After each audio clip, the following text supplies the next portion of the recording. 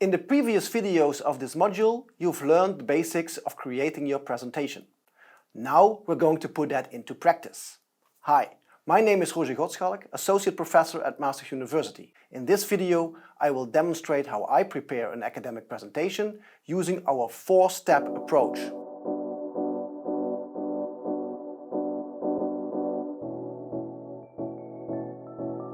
We'll start by analyzing the audience. From there, I will create an outline and determine the structure and pace, which brings me to the designing of my slides, and the final step is delivering the actual presentation. But more about that later. First, start at the beginning. In this example, I'm going to prepare for an online conference centered around DNA damage. I get to present why some people are more susceptible to DNA damage than others, through the work that I've done here with my research group. I have a first rudimentary draft that I want to adapt for this presentation. So that's what we will do together. The first step is to be aware of the context of my presentation and who will be in my audience. As this is an online conference, there are a few things I already know up front by talking to the organization. I will be presenting in front of my computer with my webcam turned on. The audience can watch from all over the world. The presentation is a short session of 10 minutes with an extra 5 minutes for questions. So that sums up the context. Now, who would be my audience? If I would attend this conference, I'm probably a researcher who works in the field of toxicology. I have some understanding of the domain and might be familiar with common research methods.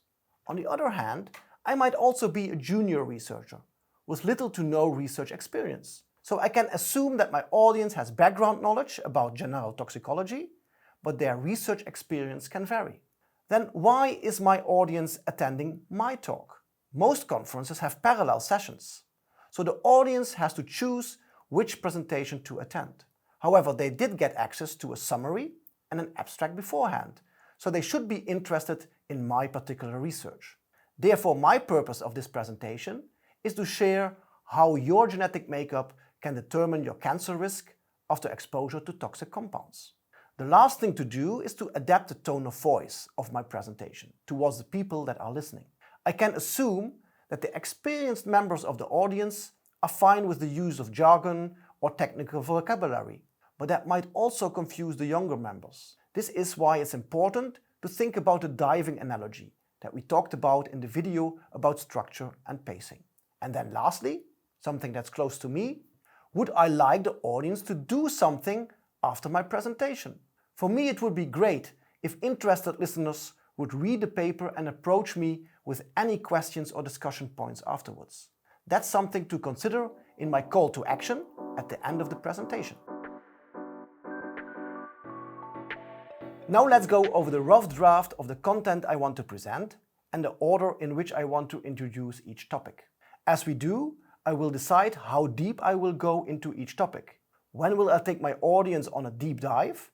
And how often do I have to come up for air? Let's start with the structure of the presentation.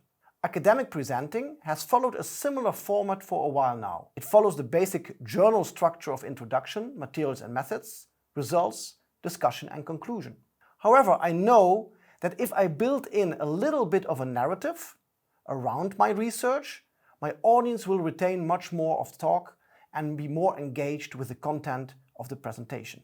So in the introduction of the talk, I will start with explaining the context and reasons for this research. A good strategy is to always think in terms of a hook to reel the audience attention in straight away. For that, we use the problem gap hook method. The problem is that for some reason, some people seem to be more susceptible for exposure to DNA damaging compounds than others. In the gap, I have to explain what information we don't know yet, but need in order to address the problem. This leads to our research question. Are smokers with a specific genetic makeup more susceptible for DNA damage? The final part is the actual hook. Here I must captivate the audience and make them curious about my findings. I have to clarify why this should be important or interesting to them. There are many ways to do this, but I always like to use a little element of surprise and humor. So for this I'll add in a touch of Winston Churchill. You'll see what I mean in the final presentation. Now let's get to the actual meat of the presentation. Like you saw in previous lessons, we can introduce some narrative through the three-act structure. In Act 1, which is the setup, I can explain more about the problem itself and what I need to close the gap of knowledge. Here I'd like to explain how the body handles exposures to DNA-damaging compounds. It's best not to use too much jargon, otherwise I might lose some of my audience members in the technicalities, and they might not even understand the scope of all the research that I did. So I give a more general explanation to improve the understanding. However, I do need to note some of the specifics for the more senior members of the audience. For this I decide to shortly dive a little bit deeper into the gene of interest and what we can expect. Finally, I can resurface and explain why that matters to the problem we are explaining before. We're slowly approaching Act number 2, the conflict. We are going to tell them how we close the gap. In other words, how we gathered and analyzed our data. This means taking a look at the study approach and the study population, but we start with the hypothesis. In this study, we focused on cigarette smokers. We collected cells from their lungs and determined their genetic makeup using the DNA of these cells. We also analyzed the amount of DNA damage. Finally, we determined whether the amount of DNA damage is different in people with a specific genetic variant compared to the people who do not have that specific variant. Notice that we go a little deeper the further we go. Now I'm sharing more details and some first results. Then in Act 3, it's time to present the resolution, or in other words, the solution to our problem. This is similar to a discussion in scientific papers. We have a couple of things to do. First, we must clearly answer our research question. So I gradually add more details and depth by adding additional layers of information. For example, the amount of cigarettes that are smoked. Then I have to explain what this means for our problem and for the field. I will talk about implications of the study and make some general conclusions. So in my case, that means, can we actually explain the variation in DNA damage by looking at the MPO gene? On the final slide, I will share my acknowledgements and post my call to action. And to make my presentation truly memorable, I'll do what is called a hook completion. It's a fancy term for linking my story back to the original hook, remember Winston Churchill. This way I packaged my presentation in a nice little story that will stay in the minds of my audience far longer than the usual presentations that we used to give. Now, before we clean up this draft of slides, it's good to go over the structure and rehearse my pacing. How fast will I go? How deep into the details will I go? And will my audience be able to keep up? This is the time to make the changes. Hey everyone, Tom here again. So we're back in the studio, a little change of venue. I'm going to take those slides, the draft, and turn them into the actual slides he will be using for his expert presentation. Now, I'm going to take you through a few of these different slides to show you some design choices that I made to really highlight some specific things. And I think the best way to do it is just have them side by side next to it so you can have a look. And I guess the best thing to do is just dive in straight away.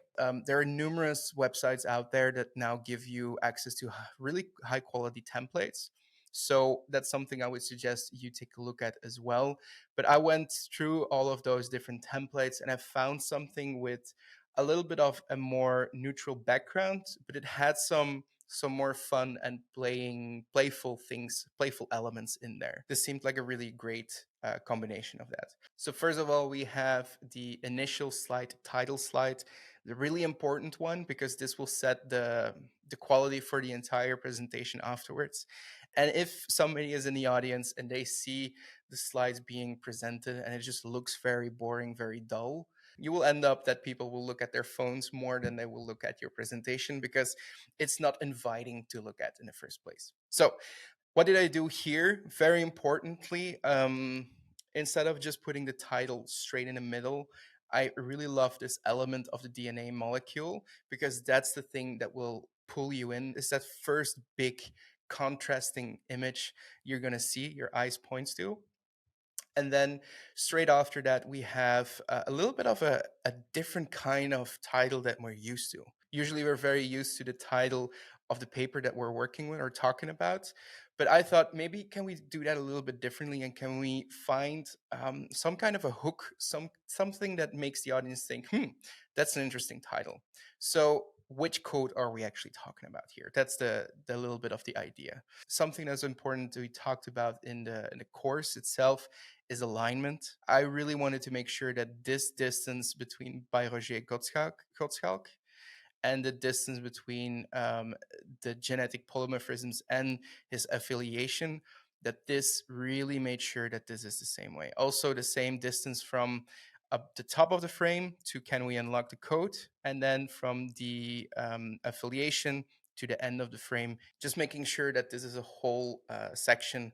It just looks really nice, really balanced. Of course, you have the affiliation. I put it in a little bit of a darker color, darker background with a little bit of an icon in front, just to make sure that in a split second we know that this is where he's housed, this is where he's doing his research. And if we want to look him up, we can always do that by his name, but also we have his affiliation straight away. But what I always also wanted to do was throughout this whole presentation, make sure that there was a little bit of a link back to that draft, just to show you that sometimes all you have to do is just use different tints of the same color, and maybe use different tints of the same color within one image. And that can really help design a slide that looks very balanced and very, very inviting to look at. So what does that mean here? Of course, we have a lighter background, a lighter blue background, but still we have some elements of pure white, some elements of lighter blue even, that will make sure that the background is not just one solid plane of color. Plus, when we look at all these different elements on there, we have, for example, the DNA molecule. We're playing around with different shades of the same color. Something that we also know as the 70-20-10 rule, for example. So the main bulk of the entire presentation is going to be that 70% main color. After that, we can just play around with some adding details in different colors. So let's go over to the next slide. I really like the idea of this slide. However, I found it that image is a little bit weird and it's very difficult to look at and just get the idea from like straight away. It's just a lot of information. But I thought, okay, how can we spice this up a little bit, and how can we make it more inviting to look at? The center image could have been something completely different as long as it stays within that theme of a person in real life. And then I just added a little bit of emojis, something that we don't have to really think about, but it gives us that first initial idea of, okay, smoking, non-smoking, burgers, probably foods, exclamation mark that means something. Okay, that's what it means. All of things that really initially already tell us, okay, this is probably what it's going to be about. It's a little bit of extra added information by just using particular visuals. Sometimes it also takes a little bit of time to tweak things and to get to a specific design of a slide. This took me about probably 15 minutes of like my first initial version to then come up with something that's actually useful. Then we have our Mr. Churchill.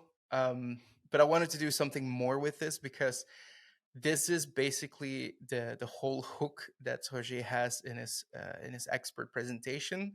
It all works on the analogy that he can make with Churchill. I don't want to spoil too much here, but I want him to really take the foreground of this few slides when he's talking about Churchill, just to make that impact really clear and not have too much text on there. So instead of just having this smaller image inside of this big slide, I just really decided to have a really good image of Churchill, detailed image, and just punch in so he is the main person of this slide. Now, important here, I did include still some of those elements that are also coming back on the other slides, just to keep the same design language throughout this entire presentation. And I'm using the green element here for added touch, like an added detail that just pops out a little bit more. This is that 10%. And then to make things a little bit more funny and to have, that small uh, humorous element there that just lightens the mood a little bit of a presentation like this. Yeah, just a little bit of playing with icons can go a really long way. Then this was a very busy slide, something that was very difficult to really look at to understand first and foremost. So I try to just get all of this into a more simple version, something that makes a little bit more sense. This is also where I, for example, try to play with the colors already a little bit. As you can see, the detoxification and the activation, there are two different kinds of processes that are happening here. So making sure that the DNA binding plus the cancer are in that same color here. Um, just to make sure that the visual representation of what Roger is trying to get across is really logical. If you're just looking at this image, you already have quite a bit of an idea. Okay, this is probably where this is going. And then when it comes to the next slide, it's a very important one, I think, but the importance didn't really come across from the draft. It explains that, for example, when there's no exposure, the risk is low in any case, whether you have a resistant or a sensitive genotype. But when there's exposure, it's really important that the sensitive genotype has a very greater risk involved here. And I thought, let's use this moment as well to show that something that Roger did in his previous slide, like having a blue background with a red text, something that's very hard to read sometimes, can actually work out really well if you know what you're doing with your colors. First of all, the title, no need for me to put a title on there. That's something that Roger will probably explain in his presentation. So that can go. That's already a little bit less of busyness. And then I just decided to put every text in some kind of block, which then just really aligns with the information flow that you're giving. And to play around with the colors, like I said, I'm actually adding the red in here as well. But because we're using such a lower saturated and a lighter tint of blue, we can also get away with using a lighter tinted red and maybe a more saturated one, but it doesn't make your head really spin. The colors work together in a better way than it would have been in the initial presentation. So knowing color theory, understanding what complementary colors are, adjacent colors, all this idea of like what is a good contrast ratio that is readable but gives good contrast, that is something, if you play around with that, will help you design your slides in a little bit of a better way. So by, for example, just playing with the saturation level of the colors here, you know that with no exposure is a very low background risk. With exposure, you're going to have a twofold risk. So that's already a little bit higher than the background. But with a fourfold risk, with added saturation here, you now know that this is the worst thing you can have. So visually, it makes a lot of sense to do it like this. And just for the people reading this, watching this in a presentation, is going to be split second and they know what this is about already. Then we're going to a slide with a lot of text. I did choose here to use the text because this is a slide that is a little bit more in depth. The people in the audience who will be more involved in this, who have more technical background, they will probably get to use and get to understand what's being said here. So that's why I decided to keep the text in the final slide as well. However, I thought, okay, if these are all different types of examples, maybe we can represent it in a little bit of a different way. That's not just here's a title and here's the list underneath it. One way to do that is just have the same list, but then show them next to each other on a horizontal axis instead of a vertical axis. Again, very simple slides, but I think it allows you to quickly see, okay, this is for defense, this is for activation, this is the activity, and this is the risk. It's all about making it as easy as possible for your audience to understand what's on your slides. Another slide that is very, a lot. Here, again, we have the hypothesis in the title. So I do want to make sure that people get that this is the hypothesis that we're trying to work from in this particular paper or this research. All the rest is very highly needed information, so I do need to show it on the slide. However, the way that I represent it can change a little bit, especially here when we have high activity. we are thinking that there is going to be a higher risk of lung cancer. So this whole part I want to represent a little bit more. For that reason, I am showing that through, again, the colors, because the color and the contrast in the colors really make it a really easy way to represent how much of an effect it really has. So by increasing the saturation over these things, you can see, okay, this is an effect of that, and that is an effect of that. So it all works together in a really, really simple way. Adding a fun element of an emoji right here makes your eye look at that straight away. So it's like, okay, this is the hypothesis, smoking, high exposure, and then you go straight to high activity, higher levels, higher. Okay, it's the MPO variant, then the DNA damage, then the lung cancer. So by just putting it this way, we're using the eyes of our audience to tell that story straight away, added with Roger's talk that really accentuates what is being said here. Now, I want to skip a little bit ahead to this slide, particularly because this is something I really wanted to show. A lot of people, when they talk about presentations, they say you don't need to show tables or don't show tables if it's not needed. However, I think in some instances it is actually needed, especially if you're talking to a more technical crowd, that they really understand what you're doing here. So the way that we had it before was no real organization, no real clear distinction of what is what. And it was really difficult to just instantly find what you're looking for. What I try to do here is, first of all, have some columns that make sure that we know these are the parameters that we're working with, and these are the different versions of that MPO gene. Just a simple way to make a table that is highly readable, especially on a distance when you're presenting this. This is going to be online, so that's already a little bit easier. But even if it was on a screen, you could use this presentation and show it, and everybody should be able to see what he's talking about. We come to another set of results, and this is something that is difficult to play around with. We have a white image on a colored background. You hear me sighing because this is something you see quite a lot when it comes to presentations. The way I chose to do this is by just adding that element of a computer screen in here.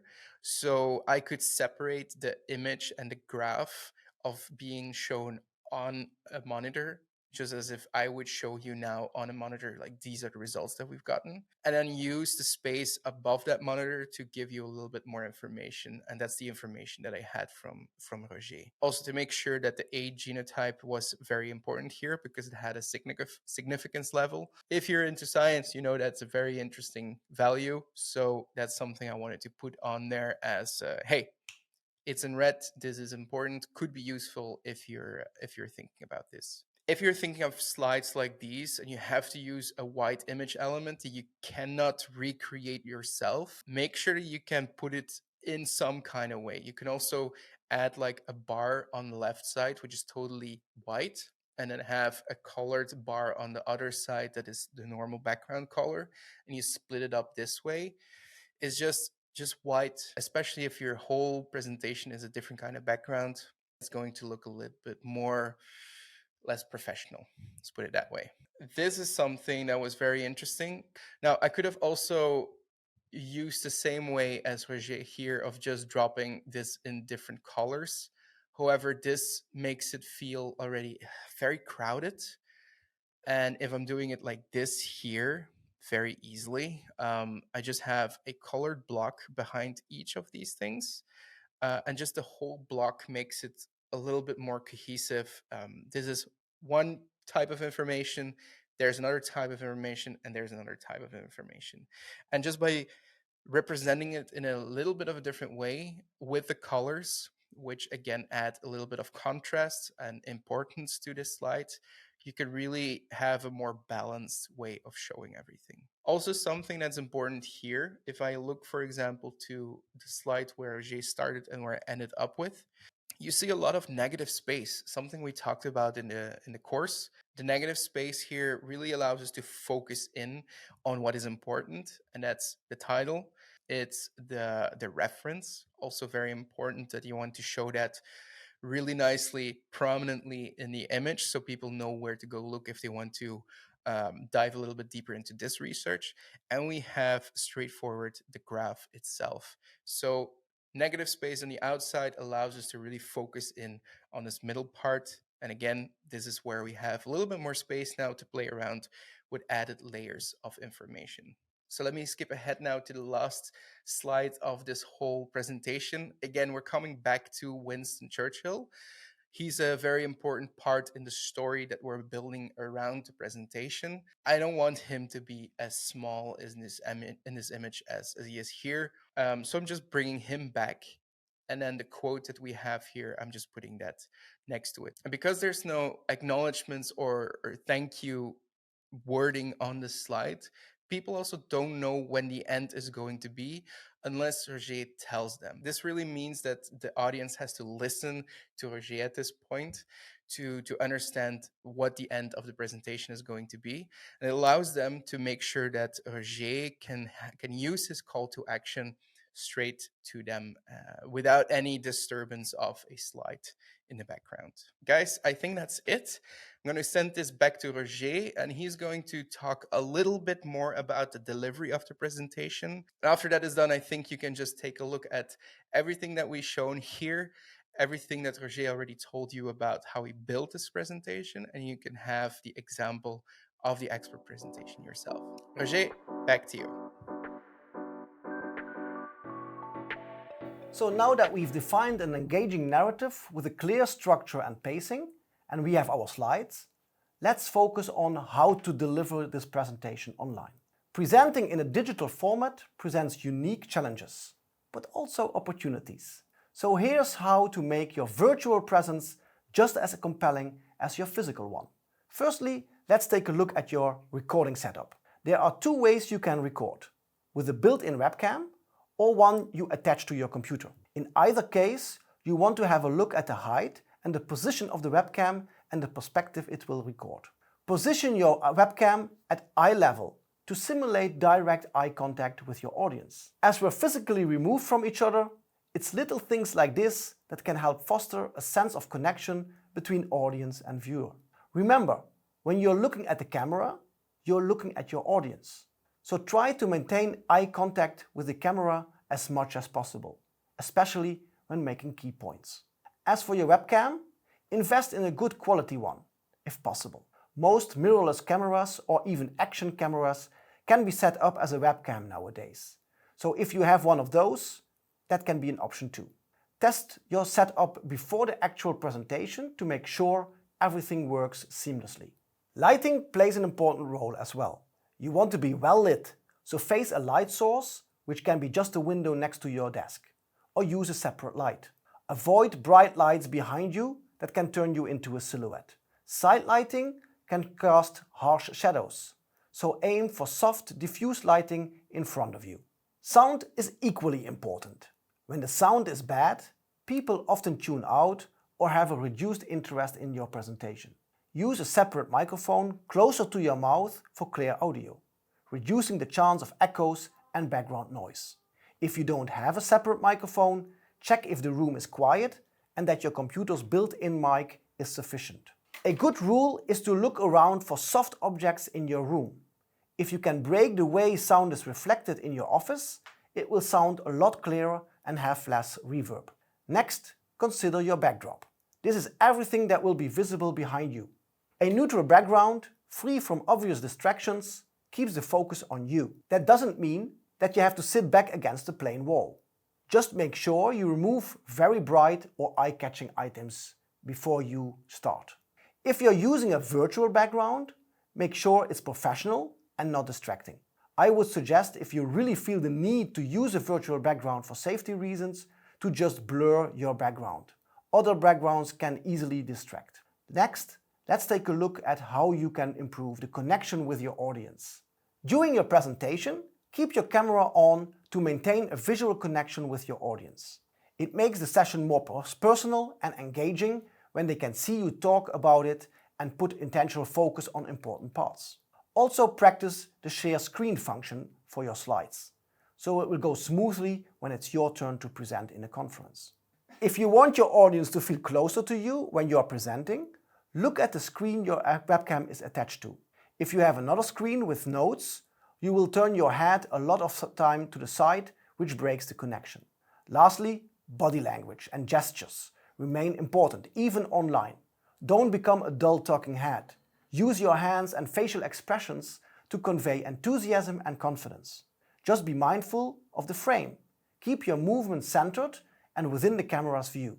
If you have the option to widen the field of view of your webcam, this might be a chance to zoom out and have a little bit more of your body visible, besides just your head. As a strategic tip, always include a set of supplemental slides at the end of your presentation deck, behind a black slide. These slides should contain additional figures, data tables, or expanded methodologies that you predict might come up during the Q&A session. It's a professional way to show preparedness and provide immediate, detailed answers to those insightful inquiries from your audience. By mastering these technical aspects, you create an environment where your research can shine. Your message is clear and your audience is engaged. Remember, a successful online presentation is a blend of well-delivered content and a proficient use of technology. That should be it. We have gone over all different steps in designing a presentation, and up next you can have a look at the end result. Make sure to take notes on what stood out for you, what you would do different, or maybe also what you would like to try in your next presentation. See you in the next lesson.